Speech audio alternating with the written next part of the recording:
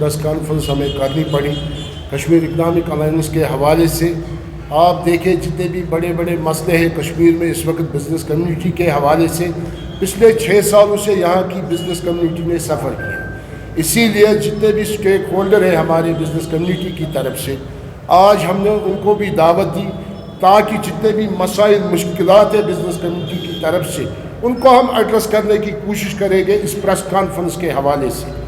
ہمارا پریزیڈنٹ اسماعیل صاحب ہر ایک جو یہاں کے سیکٹر کے لوگ بیٹھے ہوئے ہیں ان لوگوں نے اپنے اپنے سیکٹر میں بہت اچھا کام کیا. اس لیے ہم نے یہ پریس کانفرنس بلائی کیونکہ 6 سال کے بعد ہم نکل گئے پریزیڈنٹ رول سے, گورنر رول سے. اسٹیٹ میں اپنی سول ایڈمنسٹریشن امپلیمنٹ ہوئی اسٹیٹ کے حوالے سے. اس کے ساتھ ساتھ آپ دیکھیں جب ہم نے پچھلے 6 سالوں سے جو ہم نے اپنی پریشانی دیکھی مشکلات دیکھے کیونکہ ایل جی صاحب نے کام کیا ہے اپنے ایڈمنسٹریشن کے حوالے سے, اس میں کوئی شک نہیں ہے. ایل جی صاحب نے کوشش کی جتنے بھی مسائل مشکلات ہیں ٹریڈروں کے حوالے سے, ٹھیکیداروں کے حوالے سے, ٹرانسپورٹ سیکٹر کے حوالے سے ایل جی صاحب نے اس چیز کو ایڈریس کرنے کی کوشش کی. مگر کچھ بیوروکریسی میں لوگ بیٹھے ہوئے تھے جن لوگوں نے یہاں پر ڈیولپمنٹ کی طرح اتنا دھیان نہیں دیا, جن لوگوں نے بزنس کمیونٹی کی طرف سے اتنا دھیان نہیں دیا, جن لوگوں نے ٹرانسپورٹ سیکٹر کی طرف سے اتنا دھیان نہیں دیا جتنا ان کو دینے کی ضرورت تھی.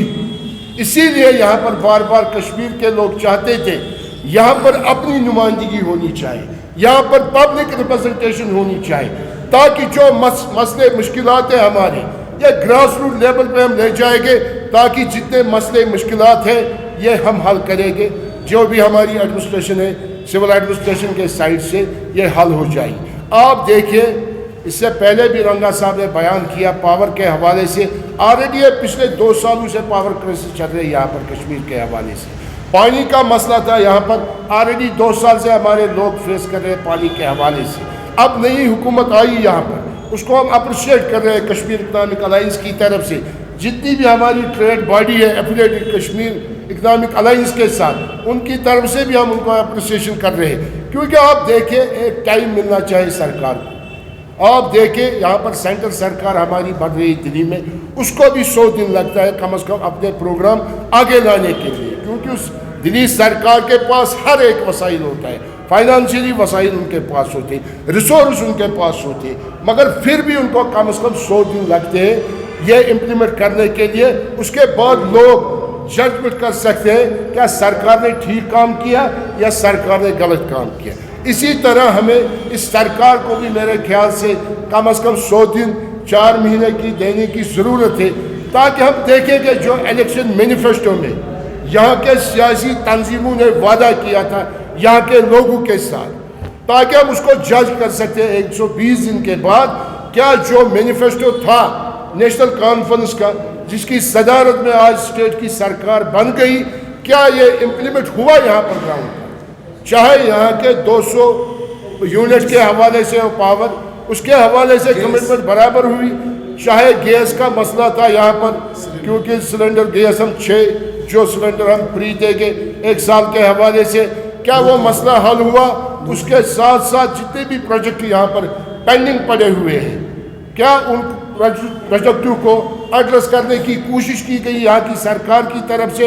اس کے ساتھ ساتھ جو بڑا پیشہ ہے ٹھیکیداری کے حوالے سے پورے جموں کشمیر کے حوالے سے آپ دیکھیں یہ ٹھیکیدار برج کی حیثیت رکھتا ہے پبلک اور سرکار کے درمیان کیونکہ ایک ایکسپیکٹیشن ہوتی ہے ہر ایک سیاسی تنظیم کو جو الیکشن میں پارٹیسپیٹ کرتا ہے اس کا یہی مقصد ہوتا ہے میں یہاں پر ڈیولپمنٹ کروں گا.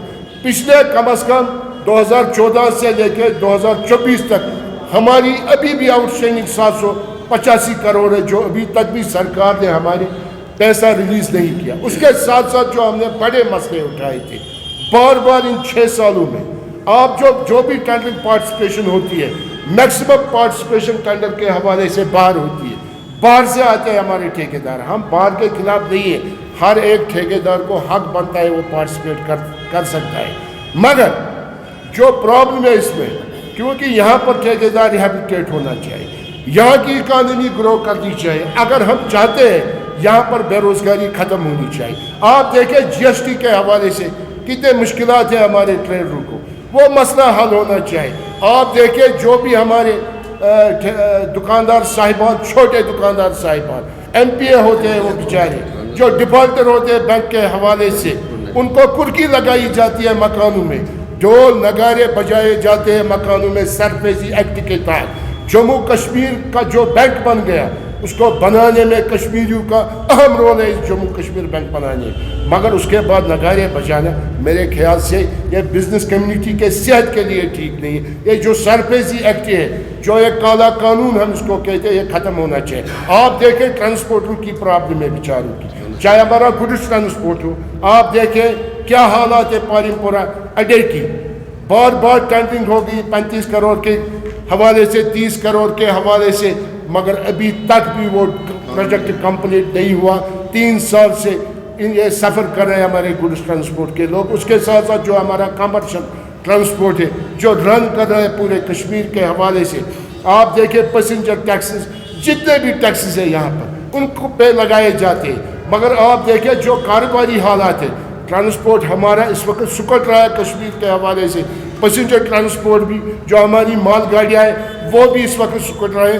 لہذا کر کے آپ کے وسادت سے میں جو جموں کشمیر کی سرکار بن گئی, پھر سے میں ایک بار یہاں کے اسٹیٹ کے چیف منسٹر کو مبارکباد کرنا پیش چاہتا ہوں کشمیر اکنامک الائنس کی طرف سے. اس کے ساتھ ساتھ ہمارا فل سپورٹ رہے گا اس سرکار کو, تاکہ جتنے بھی ہمارے مسائل مشکلات ہیں وہ ہمارے مسائل حل ہو جائیں گے.